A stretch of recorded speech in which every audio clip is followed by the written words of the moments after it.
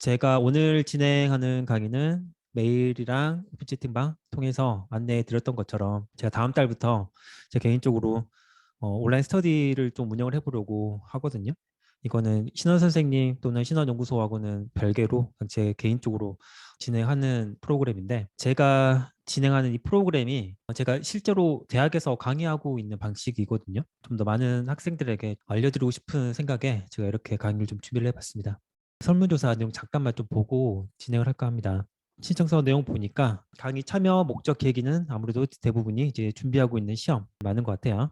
그리고 역시 7급 공채가 가장 많네요. 5급 공채는 1차 시험 이미 끝났으니까 내년 시험 대비하기에는 약간 좀 이른 타임이기도 하죠. 피셋, NCS 인적성 얼마나 잘 알고 계시는지 절반 이상이 한 중간 이상 정도로 알고 있다라고 응답을 해주셨고, 시험을 응시해 본 적이 있냐? 라는 질문에는 그래도 다수가 한두 번 정도는 응시했다라고 하신 분들이 많네요. 자, 그리고 이 강의가 도움이 될 것 같냐? 시험 준비에. 많은 분들이 좀 긍정적인 답변을 해주셨습니다. 오늘 강의 이후에도 긍정적인 답변 계속 나오면 좋겠네요. 자, 답변 이유를 보니까 혼자 하는 것보다 나을 것이라 생각해서, 그리고 어떤 스터디원을 만나는지에 따라 스터디 효과가 다르게 나타날 것 같다. 스터디가 좀 그런 게 있죠. 어떤 사람과 같이 스터디를 하느냐가 굉장히 좀 많은 것을 좌우하죠. 유익한 시간이었으면 좋겠다라고 하셨고, 네, 네, 기출 스터디 효과적으로 할 수 있을 것으로 기대한다.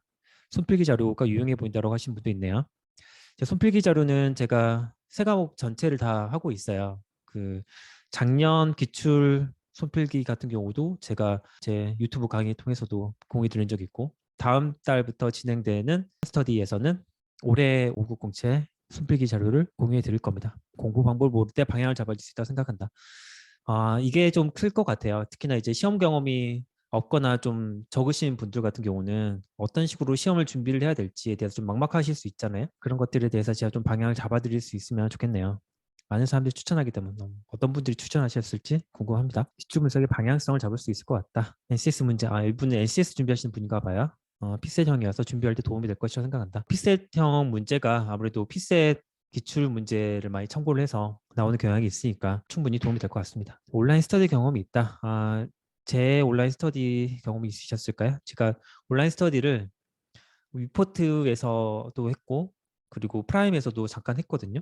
근데 지금 하는 거랑 좀 달라요. 지금 하는 거는 제가 여러분들이랑 같이 온라인으로 실시간으로 소통을 하면서 진행을 하는 거고, 위포트나 프라임에서 진행을 했던 거는 강의만 제공해 드리고, 손필기 자료도 당연히 제공해 드리고요. 밴드 이용을 해가지고 학습 관리해주는 그런 프로그램이었는데, 혹시 그걸 말씀하시는지 모르겠네요. 강사분의 풀이법과 공부법이 도움이 될 것이 생각한다. 네, 도움 됐으면 좋겠습니다. 스터디 궁금했는데 체험해보면 확실할 것 같다. 오늘 좀 많이 잘 체험해보시면 좋겠네요. 제가 잘 가르친다고 들으셨어요? 어느 분께서 들으셨을까요?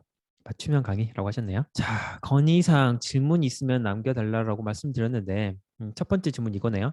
매 시간 스터디에 함께 참여해 감독해 주시는지. 예, 제가 매 시간 스터디에 참여할 겁니다. 저처럼 실력이 떨어지는 사람도 잘 따라갈 수 있을지 걱정이 된다고 하셨는데, 스터디를 참여한다고 했을 때 의외로 이런 고민을 많이 하시더라고요. 근데 사실 여러분들이 스터디를 하는 이유가 실력을 높이기 위해서 하는 거잖아요. 근데 실력이 부족한데 스터디를 할 수 있을까? 이거는 생각을 다르게 할 필요가 있을 것 같아요. 실력이 부족하니까 스터디든 강의든 뭐든 해서 실력을 쌓는 게 중요한 거지. 실력이 떨어지면 이걸 못하는 거 아니냐? 그건 아니에요. 다만 열심히 참여하는 의욕? 그게 가장 중요하지 않을까 싶어요. 특히나 이런 스터디에서는. 추후에 주말반도 운영하시거나 녹화본 할인 가격에 파시면 구매할 의향이 있다고 하셨는데, 지금 시간이 안 맞는다고? 시간을 정한 거는 사실 이 정도면은 그냥 무리 없이 시험 준비하는 분들이라면 참여할 수 있지 않을까라는 생각을 했는데, 직장인 분들도 관심이 있는지 진짜 몰라가지고, 일단 제가 스터디 참여 인원에 따라서 한번 의견을 다시 한번 여쭤보긴 할 거거든요. 그러니까 혹시 다른 시간대를 원하신다고 하시는 분들이라면 신청서 작성하실 때 제일 마지막에 그 건의사항 질문 쪽에다가 남겨주세요. 어느 시간대가 편하신지. 그럼 제가 그 참고해가지고 시간을 조정할 수 있을 것 같으면 조정해보는 식으로 진행해 보겠습니다. 제 프로필입니다. 저는 신원 선생님과 같이 일하고 있습니다. 신원 선생님 연구소 연구실장 지금 맡고 있고요. 그 외에 프라임 법학원에서도 피셋 강의를 하고 있습니다. 그 외에 학교에서는 서울과기대 인하대 여기서 강의를 하고 있고 신원 선생님이 출판하신 책들이 여러 권 있죠. 그 책에 제가 출간 참여를 한 바가 있고 그리고 신원 자료해석 연산 연습이라는 책은 선생님이랑 같이 공저를 한 책입니다. 아래 제 유튜브 채널 그리고 이메일 주소 블로그 주소 있으니 개인적으로 연락을 취하고 싶으신 분들은 이쪽으로 연락을 해주세요. 블로그에는 제가 한 주에 하나 정도씩은 앞으로 칼럼을 좀 남겨보려고 해요. 제 올해 목표가 공부법과 관련된 책을 한번 쓰는 건데 그 책 쓰기 위한 원고 모으기 위해서라도 블로그를 좀 더 적극적으로 활용해 보려고 합니다. 자, 오늘 어떤 식으로 강의가 진행될지 순서, 목차를 한번 볼게요. 자, 먼저 온라인 스터디가 어떻게 진행될지 구체적으로 다시 한번 알려드릴 거고 이제 본격적으로 스터디가 진행이 됩니다. 각 팀별로 문제 리뷰를 진행을 하고 그리고 발표자를 선정해 주시는 그 시간을 가질 거예요. 각 팀별 문제 리뷰가 끝났으면 전체 인원이 모인 자리에서 문제 해설을 진행을 할 겁니다. 여러분들 각 팀별로 대표 발표자 선정하셔가지고 그분에게 맡겨드릴 거예요. 그래서 그분이 문제 해설을 진행을 해주시고 그에 대한 피드백도 제가 드릴 겁니다. 그리고 마지막으로 문제나 또는 뭐 공부법이나 스터디나 방식이나 이런 것들에 대해서 질문이 있으시면은 Q&A 받는 시간을 또 가질 거예요. 온라인 스터디 어떻게 진행되는지 간략하게 다시 한번 말씀드립니다. 자, 먼저 문제 리뷰를 진행할 거예요. 소규모 팀으로 나눠가지고 각 팀별로 문제 리뷰를 진행할 거예요. 많은 인원이 모여있는 상황에서는 문제 리뷰를 적극적으로 하는 게 어려워서 제가 줌의 소회의실 기능을 이용을 해가지고 이따 팀을 나눠드릴 겁니다. 각 팀의 멤버는 제가 랜덤으로 선정되게끔 조절을 할 거예요. 자, 이제 팀 설정이 되면 각 팀별로 각 자유롭게 문제 리뷰를 해주세요. 제가 사전에 문제를 미리 풀어보시고 각자 리뷰도 해보시기를 부탁을 드렸죠. 이걸 진행하려고 그런 거예요. 여러분들이 문제 풀어보신 내용을 토대로 어떤 문제가 어려웠는지 좀 까다로운 문제는 없었는지 좀 자유롭게 적극적으로 이야기를 좀 나눠보시고 이제 전체 인원을 대상으로 문제 해설을 담당할 대표 발표자 어떤 문제를 발표할 것인지를 정해주세요. 제가 팀별 리뷰를 할 때 각 팀별로 돌아다니면서 리뷰가 잘 진행되고 있는지 어느 문제를 발표하시고 싶으신지 수렴을 할 겁니다. 그때 이야기해 주시면 되고 이제 문제 리뷰가 끝났으면 전체 인원을 대상으로 각 팀별로 돌아가면서 이제 대표 발표자가 문제 해설을 진행을 하게 될 거예요. 해설하실 때 막힐 수도 있고 틀릴 수도 있어요. 중요한 건 그게 아니고 그냥 여러분들이 내가 고른 문제에 대해서 얼마나 나만의 언어로 풀어서 설명할 수 있을지 그걸 한번 시도를 해보는 겁니다. 제가 이걸 이렇게 시키는 거는 어떤 문제든지 간에 여러분들이 다른 사람을 상대로 알아듣기 쉽게 설명할 수 있으면 그 문제는 여러분들이 확실히 아는 거거든요. 설명하다 뭔가 막히는 게 있다. 잘못된 게 있다. 그럼 그 문제에 대해서는 뭔가 부족한 게 있는 거예요. 그럼 그 부분을 좀 더 집중적으로 공부해 보자. 그런 취지입니다. 그리고 해설하실 때는 제가 사전에 배부해드린 손필기 자료 있죠. 그 손필기 자료를 화면에 띄워드릴 테니까 중간에 막힐 것 같다. 그 손필기 자료를 같이 한번 보시면서 설명해 주셔도 가능합니다. 여러분들이 이제 해설을 해 주실 때 저는 어떤 부분이 좀 오류가 있거나 부족한 설명이 있는지 그런 것도 제가 체크를 해가지고 피드백을 해드릴 거예요. 1대1로. 해설 오류 또는 다른 풀이 방법 등이 있다면 그에 대해서는 제가 간략하게 코멘트도 드릴 겁니다. 마지막으로 Q&A 시간을 가질 거예요. 그래서 오늘 다룬 문제들도 좋고요. 향후 진행될 스터디 진행 방식이라던가 아니면 공부법에 관해서도 얼마든지 궁금하신 점 있으시면 질의응답 시간을 갖도록 할게요. 자, 이 다음으로 이제 팀별 문제 리뷰 및 발표자 선정 시간을 가질 거예요. 팀원끼리 자기소개부터 먼저 해주세요. 간단하게 본인 이름, 어떤 시험 준비하시는지, 직렬은 어떤 직렬 준비하시는지, 이 온라인 스터디는 어떻게 참여하게 됐고, 이 온라인 스터디 통해서 어떤 거를 얻어가고 싶으신지 이야기 나누신 다음에 어느 정도 아이스 브레이킹이 됐으면 문제 리뷰하는 시간을 가져보면 좋겠습니다. 팀을 열어드릴 거예요. 소회실 열어드릴 테니까 각 팀별로 간단하게 자기소개도 해보시고 문제 리뷰도 개별적으로 진행해 보세요. 제가 각 팀별로 돌아가면서 다시 한번 가이드 한번 해드리겠습니다.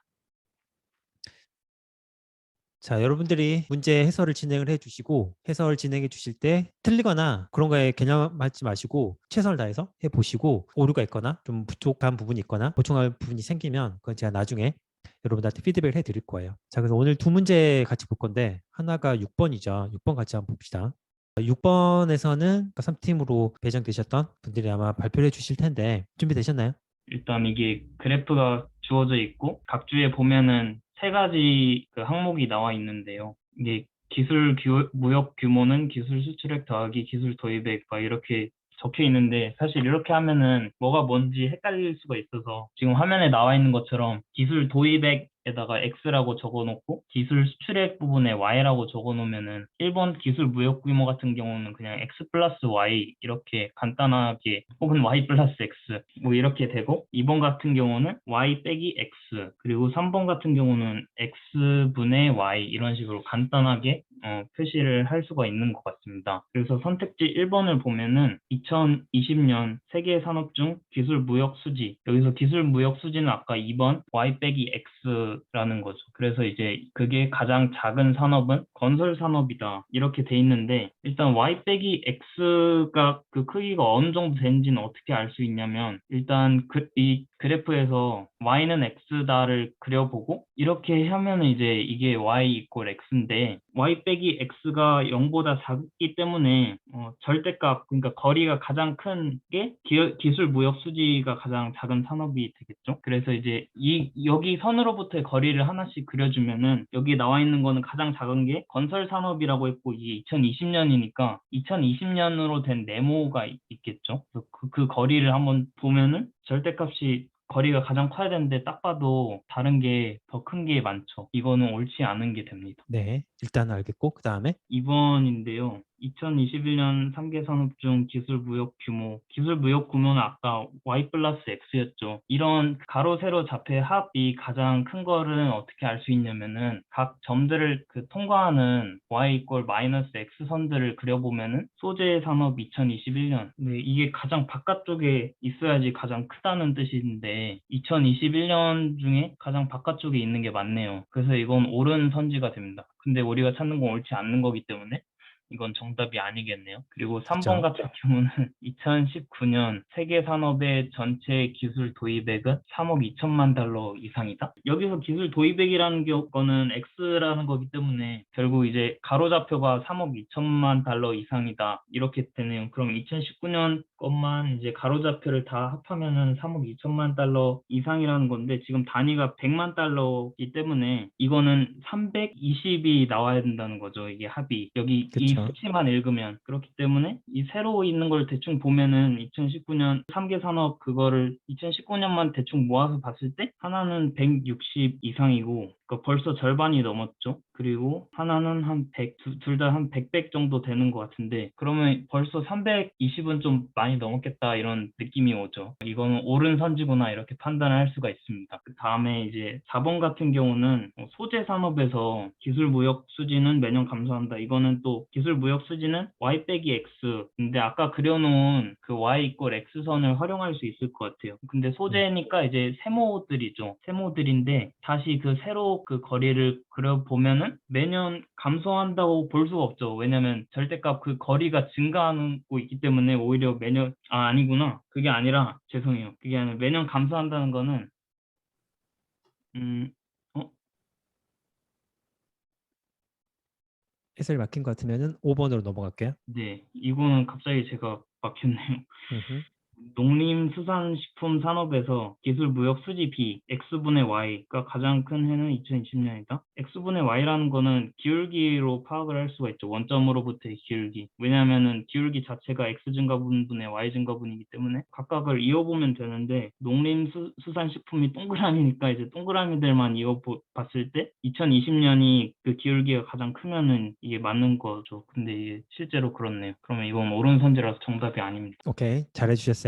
자, 제가 코멘트 잠깐만 합시다. 가로축을 일반적으로 X로 하죠. 그래서 X, 기술 도입액으로 하고 그 세로축, 기술 수출액은 Y라고 둬요. 각주에 나와 있는 식을 용어가 기니까 X, Y 이걸로 변형을 하는 거죠. 기술 무역 규모는 X하고 Y의 합, Y 더하기 X 이렇게 될 것이고 기술 무역 수지는 Y-X가 돼요. 그리고 기술 무역 수지비는 X분의 Y 해서 원점에서부터 이은 직선의 기울기가 되는 거를 알 수가 있습니다. 식으로 변형한 부분 여기까지는 기본적으로 하셔야 되는 거고 근데 사실 이거를 그래프를 분석까지 하려면 여기 한 단계 변수를 더 추가를 해주는 게 좋아요. 저는 여기서 K라고 적었는데 기술 무역 규모 이 값을 우리가 Y 더하기 X라고 했지만 그래서 그게 얼마인데 그걸 지금 우리가 알고 싶은 거잖아요. 핵심은 그거니까 그걸 이제 K라고 두는 거예요. 그리고 또 뭐 기술 무역 수지도 뭐 변수 똑같이 해도 상관없거든요. 그래서 기술 무역 수지를 똑같이 Y-X는 K 이렇게 두는 거죠. 기술무역 수지비도 뭐 X분의 Y는 K 이렇게 둘 수는 있어요. 줄 수 있는데 얘는 뭐 굳이 변형하지 않더라도 직선의 기울기라는 게 바로 보인다면은 굳이 뭐 이거를 또 K라고 두고 변형하진 않아도 돼요. 근데 얘네 둘은 변형을 하는 게 좋아요. 변형을 해놓고 봅시다. 자, 근데 이제 우리가 직선의 방정식 같은 경우는 우리 일반적으로 이런 꼴로 많이 변형을 하잖아요. Y는 Y에 관한 뭐 식으로 바꿔가지고 그래서 X 앞에 오는 얘가 기울기가 되고 뒤에 붙는 상수가 Y의 절편이라고 부르죠. Y 절편이라는 거는 뭘 뜻하냐면 이게 0, X, Y면 예를 들어 직선이 이렇게 쭉 그어진다고 하면 Y의 절편은 Y를 쪼개는 거예요. Y를 쪼개는 그 지점을 가리키는 좌표 그걸 이제 Y 절편이라고 하는데 이 Y 절편 여기가 곧 N이 되는 거죠. 이게 Y 절편. 그래서 M이 지금 이거는 양수니까 이렇게 그려지지만 음수인 경우에는 이게 오른쪽 아래로 내려가죠. M이 0보다 작을 때고. 자, 그럼 이제 기술무역 규모는 X, Y 더하기 X는 K.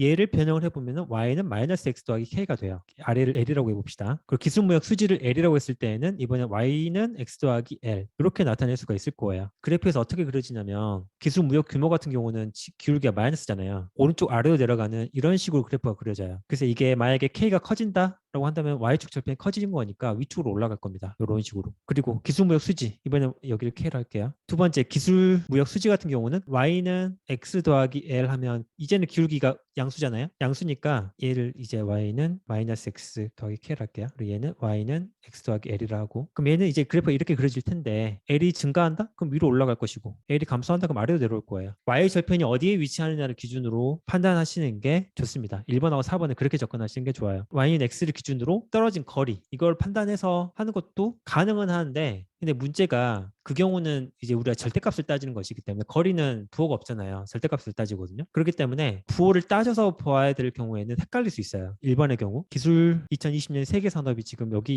있는데 거리로만 따지면은 얘가 제일 거리가 작잖아요. 거리가 작으니까 그럼 기술무역 수지가 가장 작은 산업은 네모니까 거기서 문제 없네. 넘어갈 수 있잖아요. 근데 그렇게 보면 안 된다라는 거예요. 왜냐면 예를 들어서 그냥 실제로도 계산해 보면 얘는 60에서 80 빼주면 마이너스 20 되고 얘는 80에서 160을 빼니까 마이너스 80이 되고 얘는 20에서 240 가까이 빼준 거예요. 뭐 대충 뭐 200 마이너스 220을 합시다. 대충. 그러면 이제 우리가 부호를 떼놓고 보면 얘가 제일 작은 게 맞지만 부호 고려하면 얘가 오히려 제일 크죠. 얘가 제일 낮아요. 그래서 1번하고 4번 요거는 부호를 따져가지고 봐야 되기 때문에 거리로 보는 거는 좀 위험하다라는 거를 명심하시고 접근해 주시면 됩니다. 그럼 4번도 쉽죠? 4번은 이제 소재가 세모 여기 있는데 그럼 이제 해가 지날수록 점점점 여기 Y좌편이 감소한다라는 걸 알 수 있죠. 왜냐면 이게 쭉쭉 그어보면은 Y좌편이 점점 좀 내려갈 수밖에 없어요. 오른쪽으로 움직이거나 아래로 내려가면은 항상 Y좌편을 감소하는 구조로 됩니다. 4번은 그런 식으로 판단해 주시면 돼요. 자, 이해되셨죠?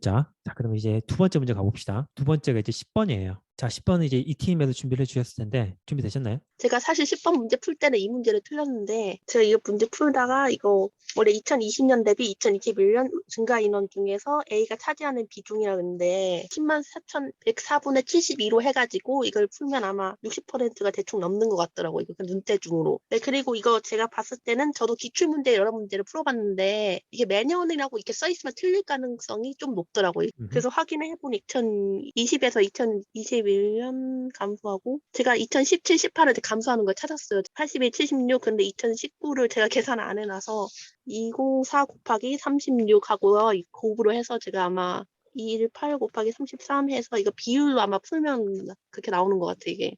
오케이. 하나 여쭤볼 게 있는데 네. 2번 그럼 판단하실 때 곱셈을 계산을 하신 거예요? 네, 계산했어요. 이거 2017년 81만, 2018 76, 2020 72, 2021 59인데 2019 풀 때를 계산을 판단을 오케이. 그러니까 그게 안 찍힌. 곱셈해서 그 값을 비교하셨다라는 거죠. 네, 전 그렇게 해서 음. 풀었었어요. 처음에 문제 풀 때. 오케이. 쉽진 않았을 것 같긴 한데 일단 알겠고 네, 그럼 3번은 어떻게 푸셨어요? 불법 같은 경우 상위 이거 표 2를 보면 제가 그 수가 큰 걸로 해서 2017하고 18하고 비교했는데 순서가 다르게 나와서 그거는 아니구나. 그렇게 네. 해서 저는 패스로 했고 4번은 체류 외국인 대비 불법 외국인 비중 매년 증가한다. 저 풀었었을 때 제가 이거 틀린 이유 중 하나가 제가 이거를 물음표 치고 풀었어요. 사실은. 4번은 일단 패스 5번부터 할게요. 2021년 체류 외국인은 전년 대비 10% 이상 증가했다. 2180 이거 해서 이거는 좀 세 자리로 밑에 끊어서 풀었어요. 제가 이거는 일일이 다 구하는 거 필요 없이. 네. 그러면 2180에서 218이면 2398이 이게 10%라고 이게 풀었는데 이거 나 보다 적게 증가했기 때문에 제가 10% 미만이라고 골랐어요. 이거는. 나머지는 이제 같이 한번 봅시다. 2번을 풀 때 제가 여쭤본 게 왠지 각각의 연도마다 체류 유형의 등록 외국인이 불법 체류 외국인의 수를 직접 구해가지고 확인하시지 않았을까라는 생각에 제가 여쭤봤는데 그렇다고 하셔서 그 부분부터 짚고 가면은 사실 이게 원칙적으로는 그렇게 하는 게 맞긴 하거든요. 매년 감소했는지 증가했는지를 알려면은 계산해가지고 숫자를 비교하는 게 맞죠. 근데 네. 이제 우리가 자료 해석 시험이 시간 촉박해요. 다른 영역도 마찬가지고 2분 30초, 3분 30초 그 안에 문제를 해결해야 가장 베스트인 그런 상황이다 보니까 그런 식으로 다 계산해가지고 문제를 풀려고 하면은 이건 진짜 계산 속도가 빠르면 빠를수록 유리한 그런 시험이 돼버려요. 물론 그게 유리하긴 하지만 정확하게 계산하지 않더라도 문제 풀 수 있는 여러 가지 팁들이 있거든요. 여기서도 그 팁을 이용을 해보시면은 쉽게 접근할 수 있을 것 같아서 그걸 이제 말씀을 드릴 건데 일단 여기 발레는 저는 2019년에서 2020년 이쪽으로 갈 때 찾았거든요. 어떻게 찾았냐면 일단 2019년에 체류 유형이 등록 외국인인 불법 체류 외국인의 수는 숫자 그대로 적어볼게요. 208, 971 여기에다가 지금 36%를 곱해줘야 되는데 퍼센트 단위 떼고 그냥 36을 곱할게요. 그리고 2020년의 경우는 25만 1,041 여기다가 33.0% 곱해야 돼요. 33이라 적을게요. 지금 우리가 이 곱셈을 비교를 해줘야 되거든요. 근데 우리가 다른 걸 생각하지 않고 그냥 얘네들 계산해가지고 비교하려면은 지금 이 숫자가 어마어마하게 커요. 어림산해서 1000회짜리 이하는 무시한다고 쳐도 그래도 커요. 208 곱하기 36, 251 곱하기 34 이거 언제 계산하고 있어요? 뭐 앞에 두 자리만 남겨놓고 해도 뭐 그렇게 할 수도 있죠. 뭐 그렇게 최대한 숫자를 계산하기 쉬운 쪽으로 줄여가지고 할 수 있어 할 수 있는데 근데 어림산에 너무 의존하다 보면은 나중에 오차 범위에 걸려가지고 틀릴 가능성이 높아요. 그래서 이런 경우는 저는 1000회짜리까지 끊는 건 괜찮은데 이걸 한 자리 더 끊어가지고 두 개까지만 놓고 어림산을 한다? 이건 굉장히 좀 위험할 수 있어요. 이건 숫자 차이가 그렇게 크지 않기 때문에 어림산을 하실 거면은 숫자는 한 3개, 많으면 4개까지 해주면 좋고 4개가 좀 버겁다 하면 3개 정도 3개 정도까지 남겨놓고 어림산을 하시는 게 그나마 오차를 좀 줄이고 오답만 나올 가능성을 좀 줄일 수가 있어요. 그렇게 줄여서 계산하더라도 그것보다 좀 더 빠른 방법이 있거든요. 그게 어떤 거냐면 이제 우리가 곱셈 비교를 할 때 증가율을 이용을 하는 거거든요. 일반적으로 작은 쪽에서 큰 쪽 방향으로 가는 증가율을 따져요. 예를 들어서 208에서 251로 가는 게 지금 커졌죠. 33에서 36으로 이렇게 커졌어요. 이게 만약에 숫자가 바뀌어가지고 208 곱하기 33이랑 251 곱하기 36 이렇게 돼 있으면 우리가 계산하고 비교할 것도 뭐 할 것도 없이 당연히 오른쪽이 클 수밖에 없어요. 왜냐면 각각의 수를 비교했는데 오른쪽이 크고 이것도 오른쪽이 크네? 그럼 이건 굉장히 쉬운 비교가 되거든요. 근데 시험에서 이런 경우는 잘 안 나오고 약간 엇갈리는 방향으로 숫자가 많이 구성이 돼요. 이 상태에서 우리가 증가율을 어떻게 이용을 하냐면 작은 쪽에서 큰 쪽 방향으로 증가율이 얼마만큼인지 얼마만큼의 비율로 증가했는지 그걸 한번 따져볼 거예요. 만약에 왼쪽에서 오른쪽 방향으로 가는 증가율이 더 컸다. 이거는 왼쪽을 1로 뒀을 때 쉽게 말하면 오른쪽이 2가 된다는 거고 오른쪽을 1로 뒀을 때 왼쪽이 뭐 1.5 정도 되는 그런 구조라서 증가율이 큰 쪽 방향으로 숫자가 커지거든요. 그렇게 따져놓고 봤을 때 증가율만 구해도 곱셈 비교를 할 수가 있어요. 저는 여기서는 10%를 기준으로 비교를 할 텐데 기준이라는 건 어떤 거냐면 증가율을 정확하게 계산하는 것보다는 어떤 기준이 되는 값을 정해놓고 그 기준을 우리가 넘었는지 못 넘었는지 그걸 따져가지고 크기를 비교하는 그런 식이에요. 10%를 기준으로 한 거는 10%는 굉장히 좀 쉬운 숫자죠. 숫자 구조는 그대로 놓고 소수점만 옮기면 되니까. 그렇게 놓고 봤을 때 지금 208에서 251은 10% 기준으로 놓고 보면 10%보다 더 많이 증가했어요. 왜냐면 208에 10% 20.8인데 더해봐야 228.8인데 이건 251보다 당연히 작잖아요. 반대 방향 33에서 36 봅시다. 얘는 10%가 안 돼요. 왜냐면 33에다가 10%는 3.3인데 그럼 36.3이잖아요. 더 큰 숫자 나왔다라는 거는 그럼 10% 증가한 것보다 더 적게 증가를 해야 되겠지. 그렇게 따져놓고 보면은 그럼 이제 왼쪽에서 오른쪽 방향으로 가는 증가율이 더 크구나. 그럼 오른쪽이 더 크겠지. 그럼 2019년 대비 2020년은 증가했네. 그럼 발리가 바로 나왔죠. 발리가 하나 나왔으니까 이번은 옳지 않아. 그렇게 판단하시는 게 베스트예요. 이렇게 하면은 시간이 훨씬 더 단축될 겁니다. 이거 각각 다 일일이 계산하는 것보다. 자료에서 이론을 배우는 이유는 어떻게 하면 계산을 좀 더 줄이면서 시간을 단축시킬 수 있을까? 그런 데 의미가 있거든요. 앞으로 공부하실 때 그런 점에 좀 초점을 두셔가지고 내가 일일이 다 계산하고 있는 건 아닌지 계산만 계속하면서 문제를 풀고 있다라는 거는 뭔가 좀 방향을 잘못 잡은 거예요. 다시 한번 잘 생각해 보는 시간을 좀 가지면 좋겠습니다. 그리고 4번이 좀 어렵다라고 하셨는데 4번의 경우는 지금 이거는 이제 분수 비교거든요. 자료 해석에서 곱셈 비교, 분수 비교 정말 많이 나와요. 정말 많이 나오고 그것만 잘해도 못해도 한 50점 이상은 받을 겁니다. 기본적으로. 정말 자주 묻는 개념이거든요. 대비라는 표현이 우리말에서는 대비 앞쪽이 분모가 되고 뒤쪽이 분자가 돼요. 우리 관용적으로 쓰는 거죠. 이런 식으로. 그래서 제가 여기다가 분모, 분자에 모자 이렇게 적어놨어요. 자, 이 비중이 매년 증가했냐? 매년 증가했냐고 물었으면 2017년부터 2021년까지 다 봐야 돼요. 다 봐야 되는데 그러면 이거 숫자가 너무 많은데 이거 언제 다 비교하고 있냐? 할 수 있는데요. 그런데 이 문제는 되게 좀 쉽게 접근할 수 있는 게 지금 2018년과 2019년 여기서 지금 예가 나오거든요. 2018년 189만 9,519